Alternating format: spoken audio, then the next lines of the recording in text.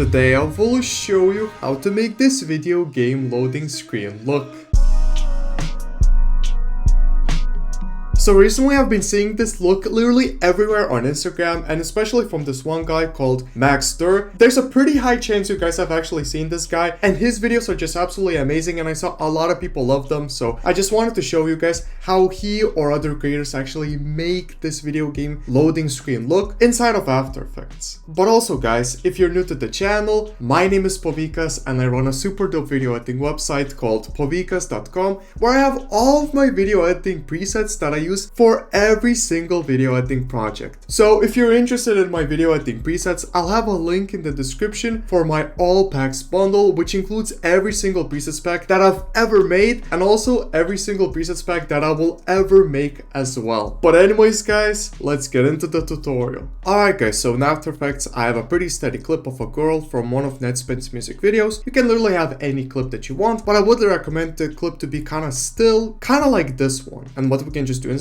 is just start to make the look. So let's go to the rectangle tool, which we will use a bunch in this tutorial. And what we need to do is just draw a line. So this line is gonna be the loading line, by the way. So we can just draw it just like this, literally just stretch it out, something maybe like that. And now go to the span behind tool right here and hold Control and double press on it. And now we can go to align and just align it horizontally. So it's gonna be pretty much in the middle right there. Of course, the loading bar can be wherever you want. Feel free to be as creative as you want, by the way guys. What I would just recommend to do is call this to like something like horizontal and press Control D on it. So we would have two of these lines. So the second layer that we have right here, we will use as the loading part, and this one we will use as the background. So for the background, we can go to this horizontal and press T, and here we can make the opacity to like 20% and press T on horizontal too, and make the opacity something like 50%. Now how do we actually make it move? Well, I do have a bit of a simple trick for this. You can go to this pan behind again, and as you can see we have this little thingy right in the middle. So I just like to drop it right at the start of our line, but it needs to be like pretty precisely on the start, literally right there. And now here's the easy part. We just press S and we press on this button. It's just going to deattach the scale properties. It doesn't really matter what that actually does. And at the start we can make the scale to 1%. So as you can see now it's just at like 1% literally, and we can keyframe the scale by pressing this button, and we can go to where we want our loading screen to end. So for example, I want it to end right here, and here we could make the scale to 100% here, and this will create a loading bar. And if you want, you can go to the text tool and add some sort of like a text. I'll be using a font called Arial, and it's going to be on the regular. Now this is a free font, so literally everyone has it. And let's just press it somewhere right here, and we can type something like anything, like status loading. You can type anything guys, be as creative as you want, and just put it where it's kind of aligned with the loading screen. We can also press T and make the opacity something like 70%, like it doesn't have to pop out as much. Now before we actually add more text around here, you can actually press Ctrl Y and add like a really good color correction that you will see in a lot of those Instagram videos with the loading screens. So one effect we can add is called sharpen, and we can just make the sharpen amount to something like 30.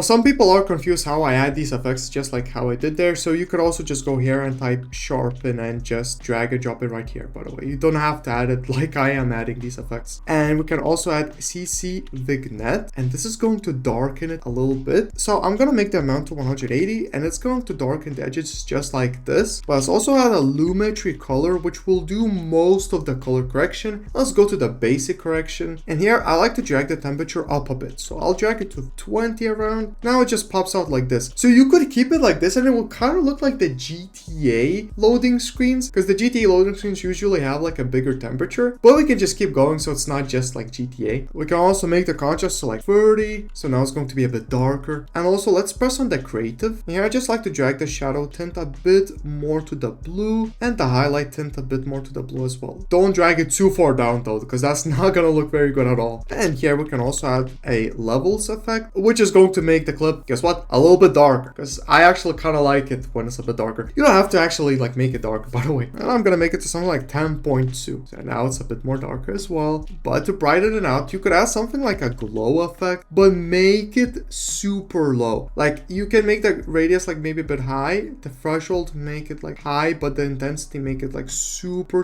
low. But I really do not like the basic After Effects glow, so I'm gonna delete it. So I like to add a plugin called Deep Glow 2. So if you don't have this plugin, by the way, guys, like it is a paid plugin, so you really don't need to add it. It's just going to add a bit more of a glow, and it's a really realistic glow. So I like to make the radius here to 350 and the exposure to 0.01. So as you can see, the glow is tiny, like before and after, but it does look cooler in my opinion. And we can call this layer to something like color, and on top of it, press Ctrl Y again. And here we can add an effect called motion tile, and we can make it look a bit more cinematic. So we can make the output something like 90, output height, I'm sorry. And then now it adds these black bars. And here we can just call it to something like tile. And now we can go below color on top of the status loading or whatever you have here and press Ctrl Y again. And I'm just going to add a very optional effect, by the way, very optional. It's called S hotspots, and this is going to darken out the look just a little bit more. So I'm gonna make it to 0.06 on the threshold and the blur input make it to 2. Now this is like the most cinematic you can get. Like this actually looks super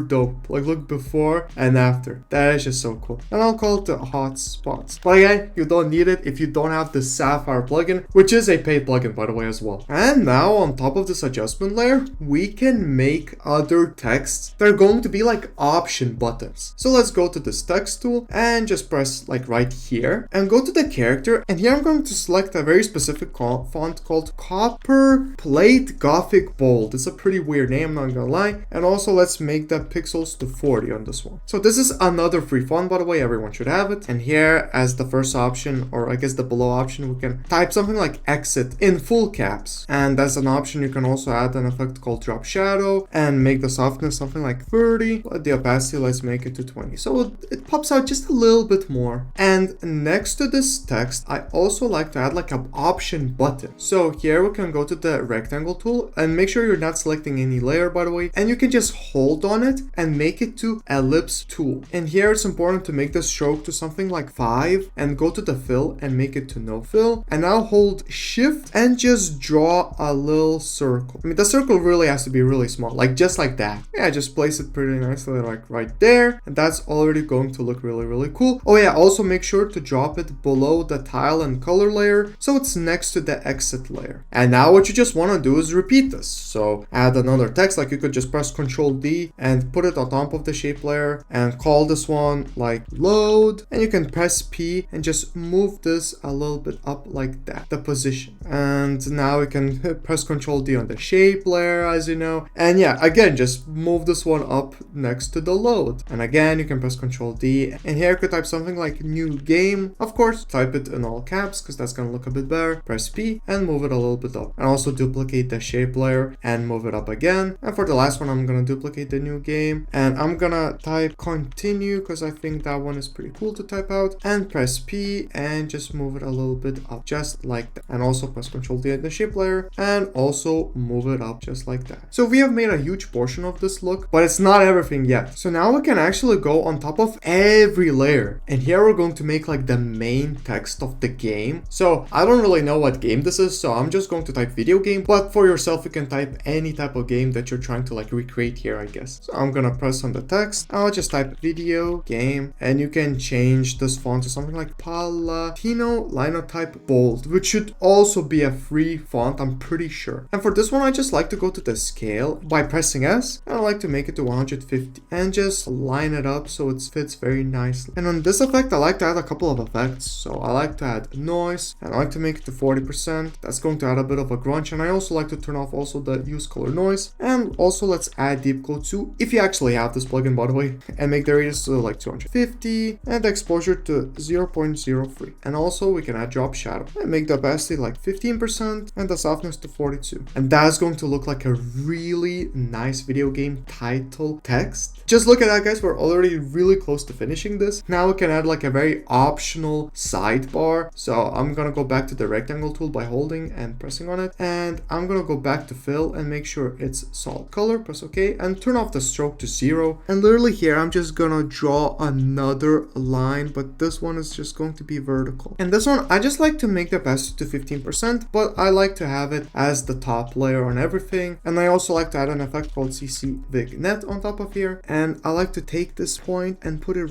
right in the middle of the rectangle tool. And I like to make the amount to 1000 and the angle of view to 87. And what this pretty much does, well, it's a bit hard to see, but look at before the CC Vignette, there's like no dark parts here, and after. It's just like a small detail, and I think it just looks super cool. I really like to have these tiny bit of details. I mean, and here you pretty much have it right there, but if you do want to animate the buttons a bit more, like you can, for example, select like an exit text and also the shape layer. So select them both, right click, press pre-compose, and here you can call it exit comp and press OK. And at the start you could just have it as nothing, but then you can press Ctrl Shift D and go on top of every layer that we have. And here you can add deep glow 2 if you actually have it, and here make it to 0.08 and the radius to 100. Now if you don't have the deep glow 2, you could just add the glow effect. The glow effect actually kind of works pretty nice here. Just make the radius a little bit higher, something like 33, and that should be pretty cool as well. But I do like deep glow 2 just a bit more here. And I also like to add an S flicker effect. It does require the Sapphire plugin, so if you don't have it, you don't really need it. I like to make the amplitude to 0.07, so it's just going to flicker just a little bit. And the coolest part about this is you can just keep having more options. So like you can press Ctrl Shift D and here just delete these effects and put it below everything again. And now I can take something like the load. So take the load and the shape layer, right click, press pre-compose, and here you can call it to load comp and press OK. And right here we can press Ctrl Shift D, again put everything up, put it on top of everything pretty much, and we can just copy and paste these effects that we had. So we can press Ctrl C by selecting them and press Ctrl V on the load. So now it's going to look like we're selecting from exit to load, and you can just do this for all of the other buttons. So yeah guys, I really hope you learned something from this video, and make sure to actually try to get really creative with this, like use different type of fonts, add more shape layers, maybe add more sidelines, like you can add one at the right part of the screen as well. Like you can do so much with this. This is pretty much just the basics. And if you would actually want me to make more of these type of tutorials, then type in the comments just to let me know, because I don't know if I should make more of these as well. But anyways guys, that's about it for the video. If you would like to learn how I make viral trace and blob tracking effects, then I'll have a video pop up somewhere here on the screen so you can easily check it out. But anyways, have a great day. See ya.